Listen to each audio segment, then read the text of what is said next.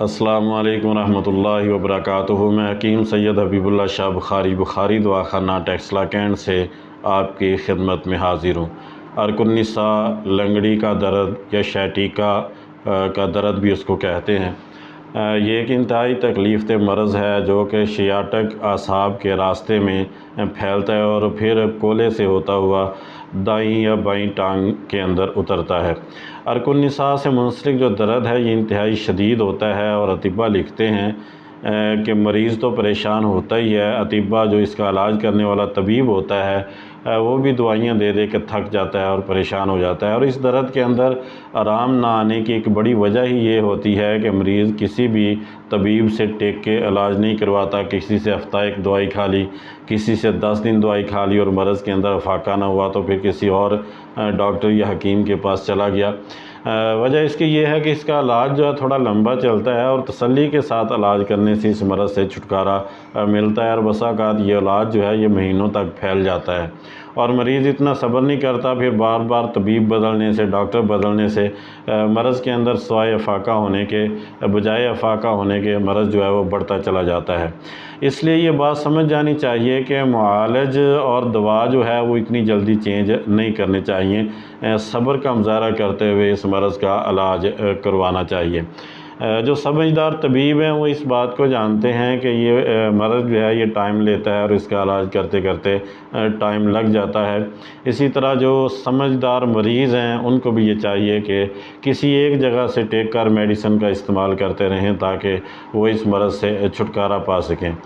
بڑے بڑے جو دعوے کرنے والے اور اشتہار باز قسم کے لوگ ہوتے ہیں جو یہ کہتے ہیں کہ فوری ہم اس کا علاج کر دیتے ہیں، تو ایسا ممکن نہیں ہوتا۔ لوگ ان کے جانسے میں تو آ جاتے ہیں، وقت بھی برباد کرتے ہیں اور پیسہ بھی برباد کرتے ہیں اور بیماری سے بھی آرام نہیں آتا۔ میں آج کی اس ویڈیو کے اندر ایک ایسا نسخہ آپ کے سامنے شیئر کرنا جا رہا ہوں کہ جو اس مرض کے اندر یعنی عرق النساء یا شیٹیکا کے اندر انتہائی مؤثر ہے۔ اس کو آپ نوٹ فرما لیں اور بنا کر اپنے گھر میں اس کو استعمال کریں، انشاءاللہ اس سے بہت فائدہ ہوگا۔ پوست بیخ اسگند آپ نے لینی ہے 50 گرام کی مقدار میں، یعنی جو اسگند کا پودا ہے اس کی جڑ کا آپ نے چھلکا لینا ہے۔ بازار کے اندر جو اسگند آتی ہے وہ کوالٹی میں اتنی اچھی نہیں ہوتی، اگر اسگند کا پودا آپ خود ڈھونڈ لیں اور اس کی جڑ نکال کے اس کا چھلکا اوپر سے اتار کر استعمال کریں تو اس کا فائدہ بہت زیادہ ہوتا ہے۔ اسی طرح جڑ بدارہ آپ نے 50 گرام لینی ہے۔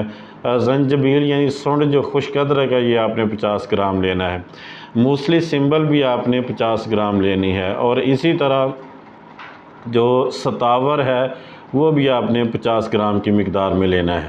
ان تمام چیزوں کو آپ نے پاؤڈر کرنا ہے، اور پاؤڈر کرنے کے بعد شکر سرخ یعنی جو شکر ہوتی ہے وہ 250 گرام آپ نے اس کے اندر ملا کے اس کو کسی برتن کے اندر آپ نے محفوظ کر لینا ہے۔ اس کو صبح و شام خالی پیٹ آپ نے گائے کے دودھ کے ساتھ 2 ٹائم آپ نے استعمال کرنا ہے، ایک چھوٹی چمچ اس کی استعمال کرنی ہے۔